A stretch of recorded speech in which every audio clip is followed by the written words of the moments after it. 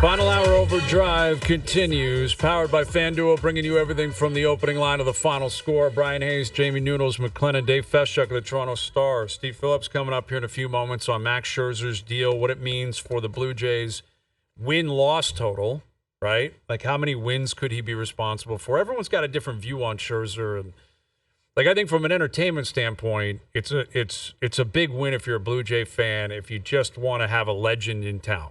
Right? Like, and it is entertainment. And there's a lot of people that are excited for that, myself included. I'm excited to see him show up in the spring wearing a Blue Jay uniform. What comes out of Dunedin with him talking to the media, how he interacts with people, what he looks like. I think it's, presuming health, the biggest debut is unquestionably going to be his first start. Like, more so than Santander, more so than Jimenez or Hoffman coming out of the bullpen or what have you. Whenever Scherzer makes that start, it's going to be very, very historic. But what is it actually going to mean for wins and losses? That's when you get into the nitty-gritty, like, how healthy is he going to be, and what does he have left?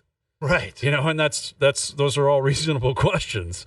Well, what does he have left? Turning 40. Yeah, turning he's 40. 41 in July. I right. mean, you know, still, less than a year removed or whatever, a year-ish removed from surgery, right? Like, this is a guy who, didn't pitch a lot last year because of that. So it's hard to know, man. It's a wild card. And I wonder how much of this is, guys, like, and Noodles, you probably know better than we would about the value of this, but I wonder how much of this is just, as much as you want him to pitch, you also paying part of the salary for his presence. The pedigree. You know what I thought of? I always bring it back to hockey. I thought that's Joe Thornton. You signed Joe Thornton. Right. Like when the Leafs brought him in. Mentor, great guy, great player, Hall of Famer, all of that type of stuff.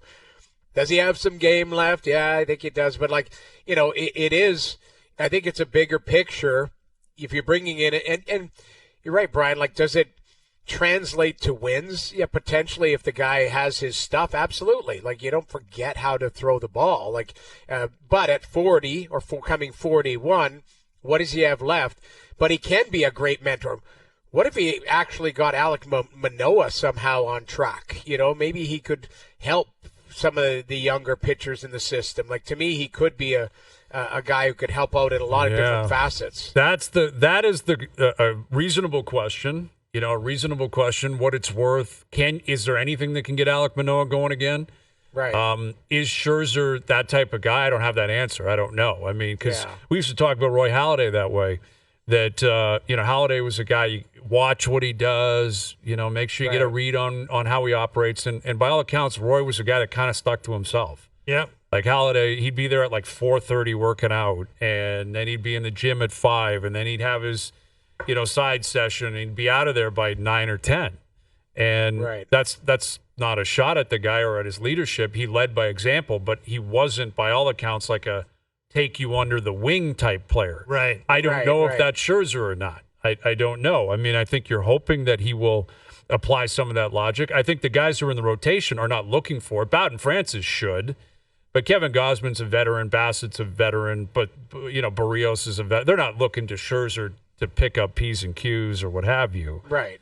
But no, but maybe look, I mean, let's face it. This front office has proven through some of their moves that they're a believer in kind of the comportment of the team, right? They didn't, there was all that stuff about them not liking all the fun at one end of the dugout with the sunflower showers and all the hijinks, right? Like Max Scherzer wouldn't like that either by the look of him, right? No, he's a pretty intense dude. He'd like some run support. Yes. He probably wouldn't mind Teoscar Hernandez still hitting 35 home runs. Yeah, that's true. I mean, but he's intense, right? Like, yes, this guy brings an intensity and a level of seriousness about being a ball player. And if there's one thing that we've heard from Shapiro and Atkins, they like serious ball players. They value that. Yeah, they definitely value that. And listen, they paid him a lot of money. I mean, $15.5 million is a lot of money. Relative terms, though.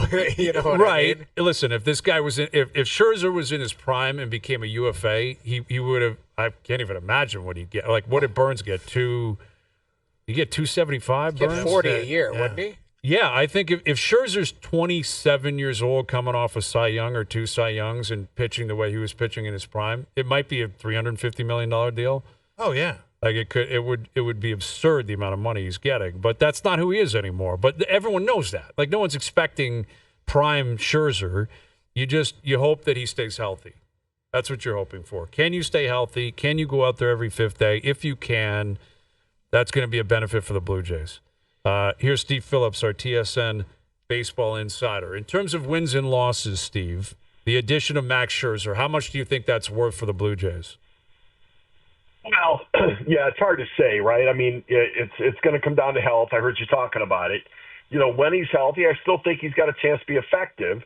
But, he's had a neck thing and a back thing and a shoulder thing over the last few years. But, I think his value is not only what he does when he pitches on the mound, but having a guy like this, his even choosing the Blue Jays is a statement, right? He's a hired gun, a mercenary right now. And he goes to a place where he thinks he's got a chance to win. He wants to get another ring. So he's going to a place he thinks he has a chance to win. And he thought the Blue Jays are one of those teams. And so, I think that he could certainly win double-digit games for them this year. Again, wins are a byproduct of the team. But if he stays healthy, and the expectation really is to be the fifth starter. And I think he's going to exceed that for sure. But they don't need him to be the ace. And so whatever they get beyond being a fifth starter is just icing on the cake, I think. But it's also the impact he has on Gausman and Bassett and Barrios and on Bowden Francis and on Alek Manoah as he rehabs and works his way back, trying to come back before the year's out. Like if Manoah 5 years from now is pitching well and reflects back on his time that he was with Max Scherzer and was impacted by him, that will be one of the big benefits, and I think hopes that the Jays have that this will be a benefit for guys like Manoah down the road. So you just said something. So he chose Toronto and for a chance to win. Like, where do you see, from the outside of this market, where do you see the Blue Jays at as far as their signings and maybe the projection to, have more of a winning team from what we saw last season? Right. So, the story was that Scherzer and the Jays knew what the money would be.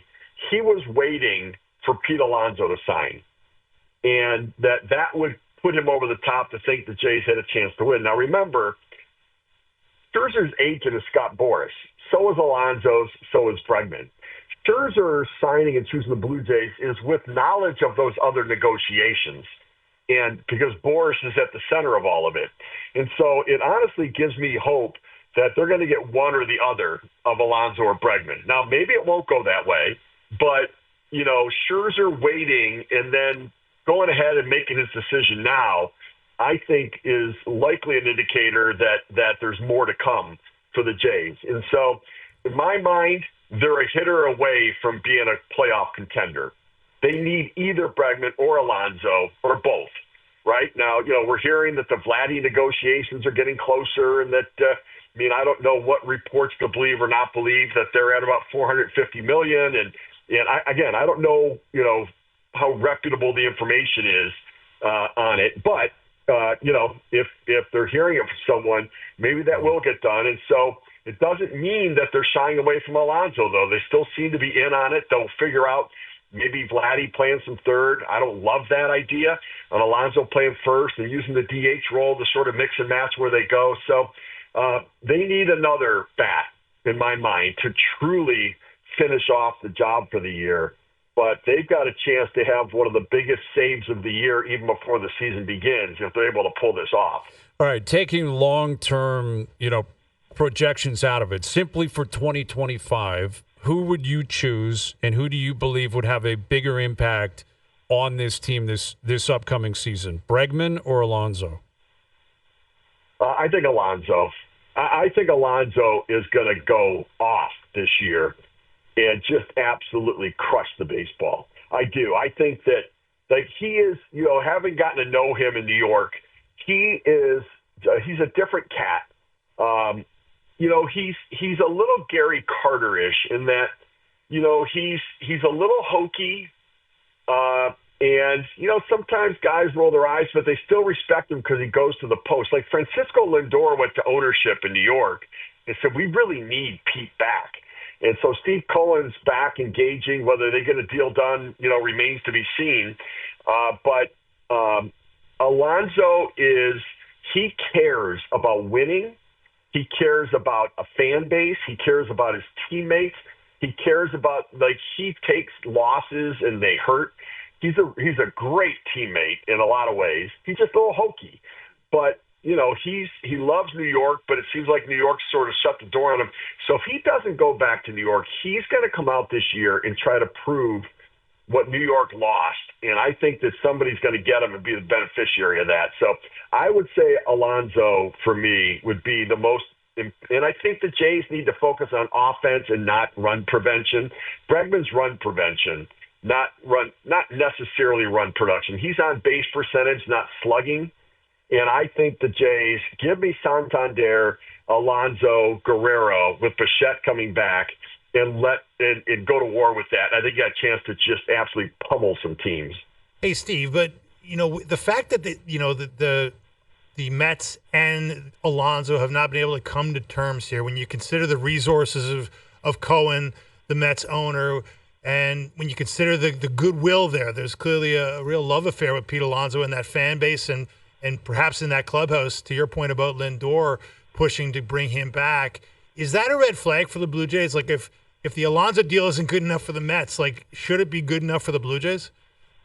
Yeah, I here's what happened with the Mets, and so Scott Boras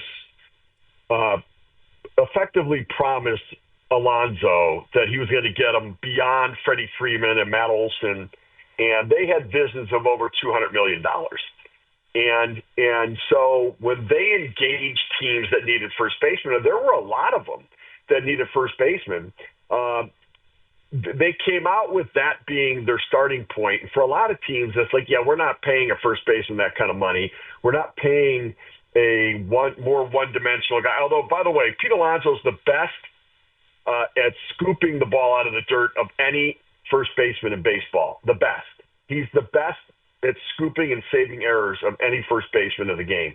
But what happened was everybody assumed that he was going to be a Met, and that when he came out of the gate looking at $200 million, everybody's like, first, that's a non-starter for us, and second, anything less than that, we know the Mets are going to match it, so we're going to go away.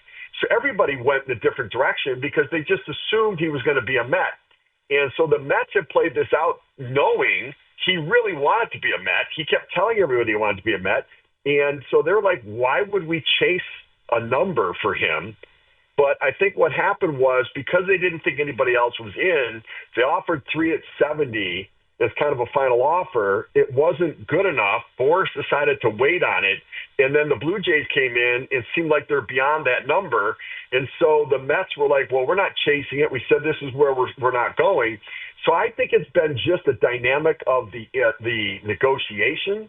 And listen, I've been around the Mets team a lot, and his teammates want him back, and the fans want him back. And it really comes down to they don't want to just play this negotiating game, and they're frustrated by the process with Scott Boras. You heard Steve Cohen talk about that on their sort of fan fest, the amazing day they call it, just how frustrating because the short-term deal that Scott Boras wanted was a 3-year deal allowing opt-outs after the first and second year. And when they got opted out, he then wanted the Mets to pay bonuses when he opted out. The Mets like, what are you talking about? If you're going to leave us, why would we give you a bonus and a buyout if you're choosing to leave? And so I think there's some frustration there too. And I get it because, Scott can wear you down in a negotiation because when you tell him that doesn't work for us, and then, 2 days later, he comes back with the same structure, same proposal. You're like, I just told you that doesn't work. I'm not negotiating and saying it doesn't work when it does. I'm telling you it doesn't work. But he can just keep coming back at you with the same thing. And I sense some of that frustration from the Mets. Do you think they can sniff out that, Alonso's dying to still be a Met, though? Is that your read on the situation, that they know Boras is up to his old tricks, but they're like, it's not going to work because your client is dying to be a New York Met? Yes, I think that there's no doubt. So after that amazing day that they had where the fans were chanting Alonso, Alonso, bring back Pete, and Steve Cohen said, listen, we've got a very expensive team. We've made a run for Pete. We have respect for Pete. We made a try at it. It's just we're frustrated about the structures, everything else. At that point, from the word is that Alonso has told Scott Boras, get me to the Mets. And Alonso got on a flight and flew from Florida to New Jersey to get to New York to try to go face-to-face. And so Steve Cohen re-engaged with conversations, but they don't want to negotiate against themselves, and they keep believing he wants to be a Met. But I think at some point, they started talking about, in New York, they talked to the Tigers about Spencer Torkelson. They talked to the Orioles about Ryan Mountcastle. And they're looking at alternatives right now.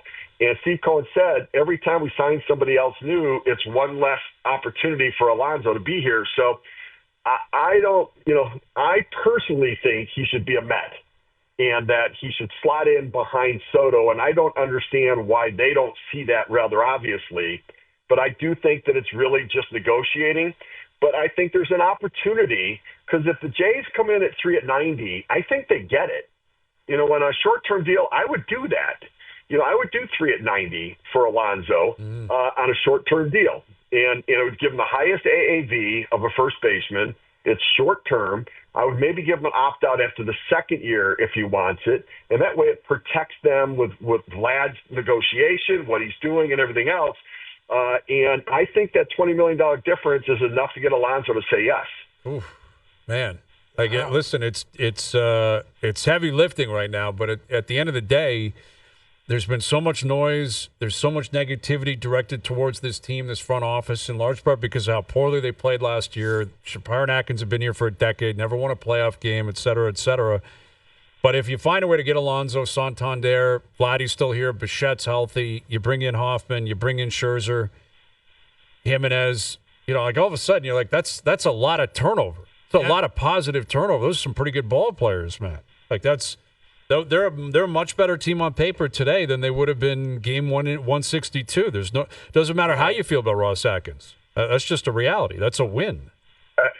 Absolutely. And by the way, they've got the 5th highest payroll, so they are spending. And they've got. Remember, they're already beyond the luxury tax threshold, the competitive balance tax threshold of 241 or 242. And so, they're beyond that already. And they're thinking about adding more. And so, and look, what I do appreciate is the acknowledgement of the critical nature of this year for this franchise, that if they didn't put it together to compete for this year and beyond, then it was going to be a rebuild. And, if they don't get the Vlad thing done or not, but if they add against Santander and they get an Alonso or they get a Bregman, it now gives them absolutely good reason to believe they can compete next year too, regardless of what happens with Vlad. Because, look, if Alonso goes to the Mets, he gets an opt-out after 1 year, and then they can't make the deal with Vlad, and Vlad leaves, you can go get Alonso in free agency. He's going to be cheaper than Vladimir Guerrero Jr. He's going to be a 40 home run guy, Alonso, and you can keep building your team for next year too. So I think that this is so far. They need to finish the job though, right? They need another bat. They can't stop here because they're going to be a bat short. They need that other bat. Remember, this is an offense. They used to have Teoscar Hernandez, Lourdes Gurriel Jr., and Marcus Semien, and Vlad, and Bichette.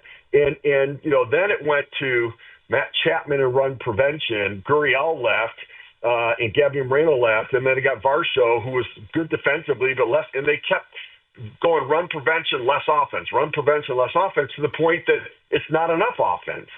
And Absolutely. And so I think they're a bat away from really being able to celebrate an amazing offseason. Great stuff as always, Steve. Appreciate you doing this. We'll do it again soon. All right, my pleasure, guys. Thanks so much. Steve Phillips, our TSN baseball insider. And listen, I understand why a lot of people will not ever salute this front office during the offseason. Yeah. And I'm not here to convince you of anything one way or the other, because Bryan Atkins have been here for a decade, coming off a horrible season. Everyone's coming out with their top 100 prospects right now. a lot of lists don't have any Blue Jays on. Yeah. If they do, they have one or two in the 90s. So it's not like the farm system stacked. They've had a lot of money to play with. Like, I get the case. I understand the case. And they haven't played a game and they haven't won a game. But if they sign Alonso and let's say they lock up Vladdy long term, it will be a great offseason. Good offseason. Yeah, it's not Soto, it's not Ohtani last year. I get Corbin Burns is in Arizona. I get all that.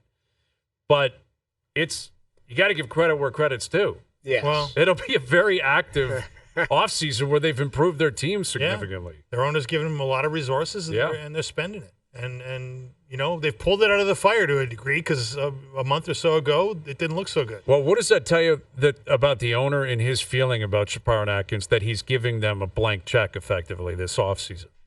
Look, I'll tell you what it tells you about the owner. The owner knows that he's going to be under the microscope very shortly. He's about to take full ownership of the Toronto sports landscape. Forget just the Blue Jays.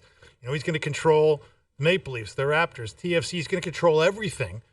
And he's got to make everybody in this town know that he's serious about winning, or else he's going to have a very tough time on the PR front moving forward. Yeah. Yeah, it's true. Yeah, it may be more about PR than anything else, but there's a part of me that thinks this is also kind of showing his hand, that, and I'm talking about Rogers here, that they still fully believe in the Mark Shapiro plan and the way Shapiro operates. What other option do they have, right? I mean, you could always get somebody else. They're right? letting him I write mean, the now checks. they're not going to do that now, exactly. But there have been examples in sports history where it's been like, hey, listen, I'm not giving you more. I've given you enough.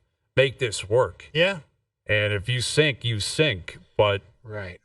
Rogers is giving Atkins and Shapiro, by all accounts, ample opportunity and ample money to dig themselves out of this PR hole that they're currently in.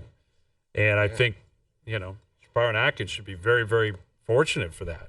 Yeah. Lucky. Like they're getting a chance. Yeah, exactly. Especially with the state of the Canadian dollar. They're That's in the right. top 5 payroll. That's right. That's significant, man. Agreed. Like that, it's not going to get better right now, but it is. The fact that they're allowing them to do it, obviously they believe that they can get it done, or they said, here's your last chance. Go have a good summer, and they're hoping, you get Vladdy done. Maybe Bo shows up and turns the clock back to where he was before he was injured. Yeah. I mean, That's ideal. They need that for sure. yeah, exactly. For sure. All right, best bets still to come later this hour. We've got the Leafs in action in Edmonton tomorrow night. We'll get back into that as well. And Mail It In Fridays brought to you by Boston Pizza, Canada's favorite sports bar. This January at BP, get delicious, mouthwatering pasta starting at $11.99 every single day. Enjoy the pastas you love at prices you can't miss. Hustle in your local BP tonight. Overdrive continues. TSN 1050 and on TSN 2. All right, best bet still to come later in the hour. Leafs Edmonton tomorrow night. Connor McDavid bent out of shape that they have to play at 5 p.m. local time tomorrow to accommodate guys like me in Toronto. Guys like us, like you, Noodles. You're a Torontonian now. You love watching that game at 7 p.m. tomorrow night. I'll watch Great, it man. anytime. Doesn't matter to me. I'm going to watch it. I'm fired up about it. I think it'll be a good game. And I think the Leafs have to have a good showing. I think they will. It's a start of a road trip, opportunity to get out on the road and really try and have an impact here. You got 4 games before the break, so you got to finish strong. And honestly, I say it every night, and we're going to say it for the next 2.5 months or whatever. Scoreboard watching, standings watching, like everybody. You're playing every night. You're and other teams are picking up points. There's 3-point games here and there. You just got to take care of your business, and you'll be fine. But at the end of the day, they're in a predicament here where, some teams are on their nipping at their heels type of thing, where wasn't that the case 3 weeks ago? Yeah. Well, you lose 6 of 9. It's going to put you in that position, right? And like 100%. The Leafs, you compare and contrast their record this year compared to last year and really a lot of the previous years. It's about where they've been. Right. And this league is in large part it's like every other sport. It's like the NBA is a fourth quarter sport. The NFL is a fourth quarter sport. The NHL is a third period league. It's what are you going to do down the stretch that will separate you? And the Leafs have proven in years past that if you start to doubt them, that's generally a fool's game because they're going to snap out of it in the regular season. Yeah. Right? And I wouldn't be surprised if they won tomorrow night. It's an electric game, and they go out west, and there's 8 points on the line, and they get 7 of them, and then you go into the break, and you're feeling great. You get Willie Nylander saying, "What's the big deal?" What's the big deal? But getting Tavares back will be significant. Getting Nyes back, and Stolarz is a big part of it too. Like, again, the first 30 games of the year, they had the best tandem in the league with Stolarz and Wall. Like, the two of them had spectacular numbers, and goaltending has not been the issue. It's been more about scoring goals. But Wall has slowed down. His numbers have dipped a little bit as well, and they need Stolarz to get back into the swing of things. So I'm curious when he plays. I would think Calgary or Seattle. Yeah. I mean, one of those starts has to be his if he's ready to go.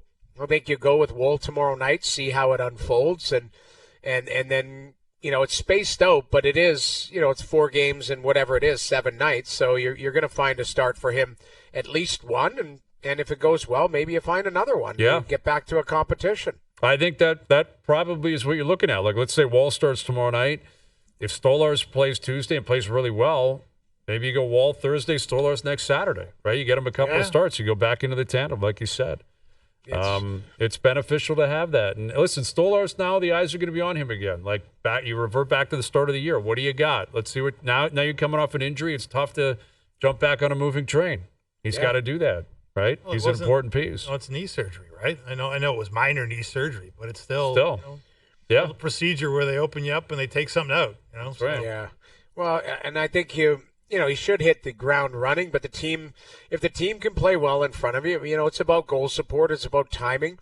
Listen, this is a tough road trip any way you slice it. Playing on the road is a lot tougher than it is at home, and everything's a little bit different. You look at that's why road records are different than home records as far as statistically.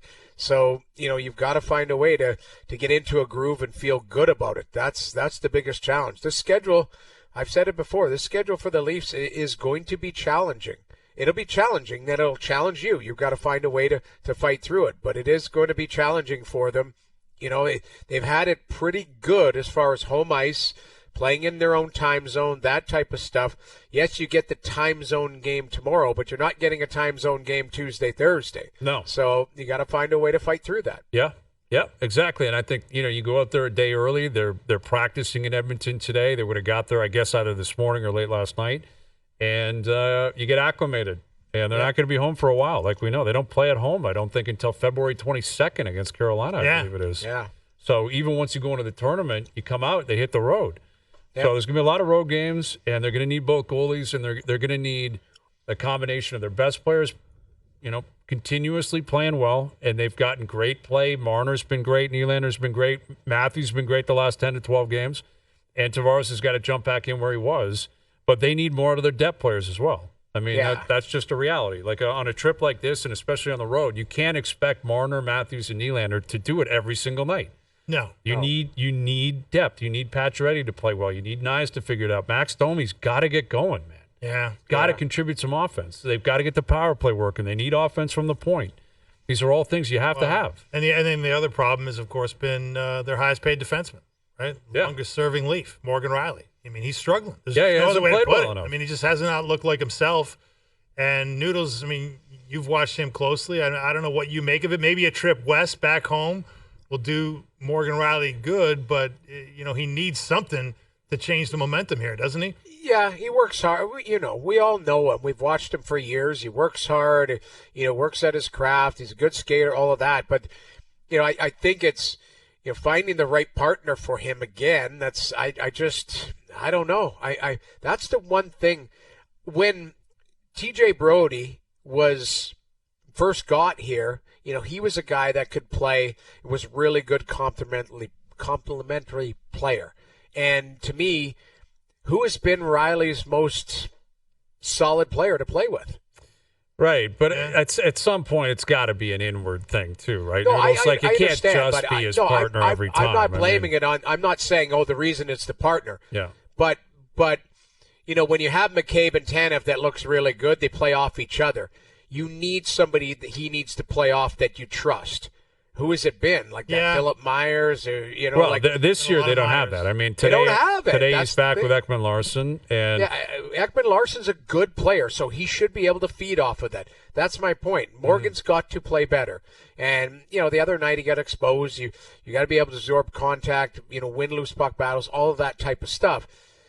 He has to look at it, and he's I liked his comments the other night. He didn't run from it. This guy got to play better. I got to find a way, but. There is a lot of other guys that can take a look in the mirror in that dressing room and go, geez, I can play better too. And I think that's where, the biggest challenge is right now is, there are some guys on the back end that, Tandem and McCabe look their age a little bit, and, it happens. That's why I said the other night, Minnesota, their forecheck was unbelievable. Like, I thought they looked like they had 7 players on the ice half the time. I was like, God, they were buzzing. Yeah, last night they did the same thing at the Bell Center. They're a good team, and they're unbelievable on the road. Like, that's the other thing. So, they got to find something. But that again, with the Rielly perspective, you get pushed off the puck below your line. That's not great forechecking. That's just bad defending. You got to be better. That's just bad defending.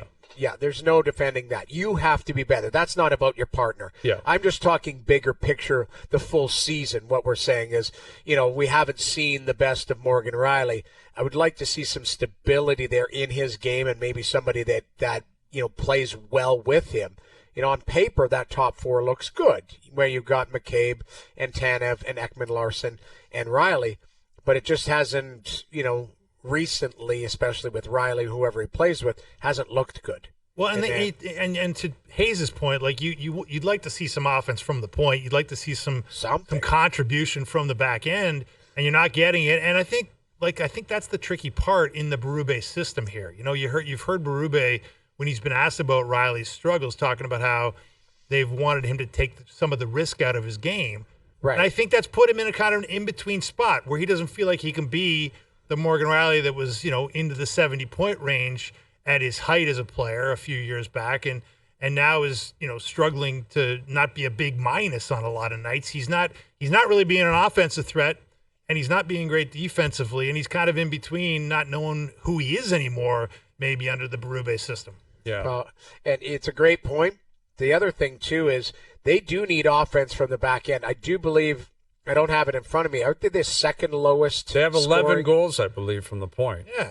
I think it's second, right near the bottom. Second worst in the NHL. That makes sense. I mean, they played 52 games or whatever it is. I mean, 51 games. They've been near the bottom all year. I haven't tracked it today, but I've been looking at it a lot, and it's really you look at it like really and that's again points to Morgan. It's Rielly and Ekman Larson are your offensive weapons on the back end. Like Tanev's not going to score.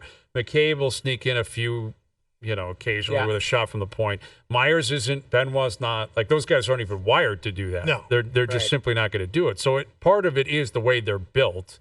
That the defense core is built, leaning towards defensive defensemen. But the two guys that they have that are capable of supplying some goals from the point are Rielly and Ekman Larson, and neither of them are really doing that to the point where they've gone with 5 forwards on the power play. Yeah, because they don't look at either guy as an option to supply any offense right now. So, who in a perfect world that power play's cooking? Who's the guy that outside of 5 forwards? Is it Morgan or is it Oliver Ekman Larson? Well, Ekman Larson's got a better shot from the point. Like he's got the ability to take a one-time or something Rielly has just never developed throughout his career. Like it's not really a slap shot league anymore, I guess I would say Ekman Larson. I'm not even sure it matters. Well, again, the power play is going to run through Matthews and Marner and Nylander. Right. You need someone who can hold the line, someone that can defend when need, because they have given up a lot of shorthanded goals. Yeah, they have. And the other thing too, though, is Rielly's production. A lot of it, you need power play points. You need kind of cookies to feel good about, and he's not getting that, right? Because he's not. It's a 5-man power play, so you've got to play 5-on-5. Mm-hmm. Tough to pick up points the way you play. Like you can make a case or an argument, so you can naturally see the drop off. But if you're going to have a drop off because you're only playing 5-on-5, that's where you got to be a lot better defensively then. You have to be buttoned up. And that is hurting him because, like, he's never been Scott Stevens defensively. Right. I mean, that's not who Morgan Rielly is, but you've been able to compensate with it because he'll give you 60 points and be a big part of a power play that's chugging, where he is a victim of partially his own play for sure, but a power play that has just not been good enough this year and has not hit on all cylinders, which that could make up for this poor defensive play. You can overlook it if the guy's on pace for 65 points. Exactly. But he's not doing that, and in large part because he's not either playing on the power play or when he was, they're not scoring on the power play. But I also think it's coaching philosophy because, look, I mean, the front office believed they needed more offense from the back end because they gave Timothy Liljegren a 2-year deal at $3 million a season in the offseason. And then they found out the new coach doesn't like that guy. Right. He has too much risk in his game. Yeah. Right. Even though there's offense in his game or offensive potential in his game. Right. So, so Berube has decided, in my view, that, we can't have guys freewheeling from the blue line. We can't have that. And, what is that? What's the byproduct of that? You don't get much offensive production unless you find the perfect player that can somehow blend, that offensive threat with, perfect Craig Berube style defensive tactics. But he's a good enough skater to get into the play smart. And what I mean by that, you don't have to rush the puck, but you could create an odd man rush or a 4-on-3 with his skating.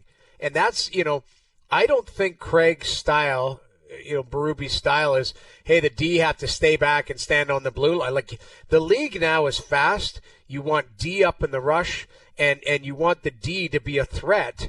And, Morgan, when he's playing to his capabilities, has been a threat because he can be a second layer of attack. If a guy like Mitch gets over the blue line and circles back and looks for options, that's where Morgan's got to be coming in with some speed, using his skating ability, and maybe he has a foot race with somebody up the ice who's supposed to cover him. Like, there is details, and this comes back to Morgan Rielly, his play, and him playing with more confidence and being a lot better in certain situations. I don't think Craig Berube's going, you got to stay back. I think what it is we got to play responsible. But the league is now about speed and odd man rushes and creating chances. And, if they're not doing that, there's a reason why the Leafs D are second last in scoring. They're not getting up in the rush. Well, listen, I think come the trade deadline, it is very likely going to be a topic of discussion, like who is going to play with Rielly, because Tandem is going to play with McCabe. I think Ekman-Larsson is best suited on a third pairing come playoff time, and Rielly would be a second pairing. You need someone to play with him. I think we're all presuming the Leafs could be pursuing some help up the middle of the ice, and I saw Chris Johnston reporting and others that the Kraken have announced that Yanni Gourde will be out 5 to 7 weeks after having sports hernia surgery. Likely means he won't play prior to the March 7th trade deadline. That, I don't know, does that have an effect on you? Like, if he, let's say he's out 7 weeks, he's still back before the playoffs, but probably affects what you're willing to pay for him, though. It is. I would think. If he's your guy. I think if you're looking at it, to me, Ty would go to somebody who's healthy. Yeah. Because if you have no guarantee that he's going to get back up to speed. What was the injury? It's sports hernia. Yeah, sports hernia. That's a little concerning, tough. Right? Because it's about speed and skating, right? Ty would be, I'll pay a little bit more to get player Y instead of player X based on that guy's healthy, knock on wood. But yeah, he's a guy you covet, but I don't know if he would be one on my list. No, I'm with you, man. No, but he's on the list, right? I mean, look, absolutely. He's been on, he's a proven commodity, right? He's been on 2 cup teams. Yep, he's a winner. He can win. So I don't think, look, obviously it's not ideal that he's coming off hernia surgery when you're going to have to trade for him. But I'm not sure it would dissuade guys. I mean, they know who he is, right? He's a 33-year-old guy who's got a hell of a track record. Yeah. Yeah. I think, and again, you got to take cap and what the asking price is and that. But I think if they're going for somebody down the middle of the ice, you're going for somebody who can play, who could challenge Tavares, play in the 2-hole and push him to the wing, or push, they can mix and match and go up and down and create some depth down the middle of the ice there. That would be, easier said than done. I don't know the player that they would be coveting, but I think if you're going to go, not big game hunting, but going for somebody who can play in your top 6 to 9, it's somebody who can give you second line minutes. And if you need to load up, you push Tavares to the wing type of thing. Well, I mean, that's big game hunting. If you think you're getting someone that can play a second line minutes. Second line? Yeah. Like, well, I mean, that's the top of that list, that Jonas or whatever. That's well, the yeah, Ryan that's O'Reillys assuming O'Reilly is available or wants to come here, or Brock Nelson. Like Nelson, I don't know. The Islanders are starting to win a few games. 6 in a row. 6 in a row the Islanders have won. Maybe Patrick was onto something there. Maybe he's got it all figured out. Yeah. I don't know. I don't know. And Boston's going the other way. Again, it does seem like if Boston keeps losing, man, that's an interesting team to circle. Yeah. With Charlie Coyle, with Trent Frederick. But now it's Brad Marchand that people are starting to buzz about. Like, could he be available? Is there something to the, what's going on in the room down there? And he's the captain. He's the leader. It would be weird to see him out of Boston. Like, it's all he's known. He's been a winner. He's their captain. But, man, if that guy hit the market, what a story that would be. You talk about an ad on a playoff team. I mean, that's an impact ad. He shows up every time in the playoffs. It would be a great ad. It's just, you look at that. Now, I don't know if Columbus is linked to Pettersson. Pettersson, so Columbus, what if they stay there? But, I don't know. I felt like they were going to come out. Detroit's won 4 in a row. All of a sudden, they get Edmonton last night in a shootout. Like, they're big comeback. They're right down 2-0. Well, to your point, Noodles, like there's a lot of teams that, like, you had that stat about like 10 teams within 6 points of each other. 6 points. We did it last night. I mean, it's kind of crazy because like there's not that much time between now and then a 2-week break and then the trade deadline, right? Like it's going to happen faster, and these teams are going to have to decide, which side of the line are you on, right? And it's not going to be an easy decision for a lot of these teams. No, it's not. You got to figure it out pretty quickly. That's why we're seeing movement already. Yeah. Right? That's why we're seeing trades. Melton Friday brought to you by Boston Pizza, Canada's favorite sports bar. This January at BP, get delicious, mouthwatering pasta starting at $11.99 every single day. Enjoy the pastas you love at prices you can't miss. Hustle near your local BP tonight. Get to our best bets, powered by FanDuel, still to come. Look ahead to a busy weekend. Leafs Oilers tomorrow, and the Raptors favored tonight against the Bulls. I love that, man. I never get an opportunity to say that. No, you don't. Never get an opportunity to say that. That's a nice one. Yeah, Raptors favored tonight. Overdrive continues. TSN 1050 and on TSN 2. All right, this time next week, we'll be making Super Bowl picks. Super Bowl picks. Cannot wait for it. We still got another full week, but next week it's go time down in New Orleans. And as we know, every incredible playoff moment on TSN is powered by Bud Light, a refreshing taste that's easy to enjoy. Tune in game day for pulse-pounding action. All right, we got Leafs Oilers tomorrow night. Leafs Oilers tomorrow night. I love this swing. It's a fun swing, right? The Leafs are in Edmonton tonight, Calgary Tuesday, Seattle Thursday, Vancouver Saturday, and then they hit the break. So it's big, though, man. Like, it's big. Like, the Leafs, again, we've lost 6 of 9. If you go on this trip and you don't snap out of it and win some games, like you go 1-3 on this trip, there's a chance you hit the Four Nations face-off and you're like 3 points into the playoffs. Yeah. 500's a must. Yeah. And then you got to build off of that, to me. I agree, man. I think you need 5 points at least to be right, like. So that's above 500, that right? Would be. But it's a must, and you're right. Like, you've got to get points because everybody's getting points every night. Yeah. Well, there's something about this team, though. When you count them out, they respond. They generally do. It's true. They generally do. And our best bets are powered by FanDuel.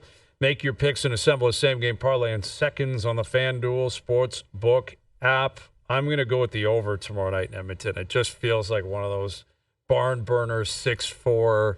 Like, the Leafs are – I know they've been absolutely inept offensively recently. And Edmonton's defending really well, and they're both playing well. It just feels like one of those nights where I think everything breaks loose. Yeah. And that's what I'm hoping for. I think that's the best-case scenario for everybody involved. Great to watch. 6-4, Matthews with 2, McDavid with 4 points, right? That's what we're looking for. All breaking loose. Preview of Canada, USA. Exactly. The total 6.5. I'm taking the over. Best bets powered by FanDuel. Live same-game parlays are now available for every NHL game on the FanDuel Sportsbook app. Please play responsibly. 18+, physically located in Ontario. Yeah, so it's been an interesting day. It's been a big money day, right? We're talking money a lot. We're talking about the Canadian dollar. Yes. We're talking about salary caps going up in the NHL. Max Scherzer making money, right? Yeah. And Blue Jays coming up on $250 million US in payroll. Wow, that's significant, man. And the NHL salary cap's going to go up exponentially over the next few years, and guys are going to make money, right? And it is about adjusting, like.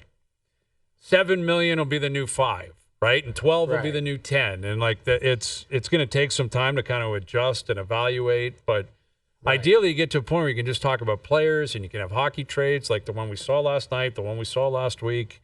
Yeah. That's what you're looking for. Well, and there'll be teams. This is the crazy part. They're going to get to 113, 120. There'll be teams that are still hiding players on IR. Oh, totally. Absolutely. Making deals to pick up retired players. Yeah, exactly. Right, for long-term IR. That's coming, man. 100%. Yeah. The other great thing is for hockey reporters, you walk into the dressing room now, you don't have to talk about escrow. Escrow is a thing of the past. Yeah, they don't want to. Exactly. Hey, That was leave like- this escrow, man. We're getting screwed here. Oh my God, that was years. Yeah, players are going to get paid, man. Good for them. Listen, it's 50-50 split, right? Yep, It's either the I owners are agree. going to get the money or the players are going to get the money. That's the way it's going to work. Yeah. All right. Thanks to everyone behind the scenes for helping out. We appreciate it. Everyone for tuning in today, TV, radio, podcast, web. We appreciate that. We're out of here. Enjoy your evenings. Enjoy your weekends. We're back Monday at 4 p.m. We'll chat then.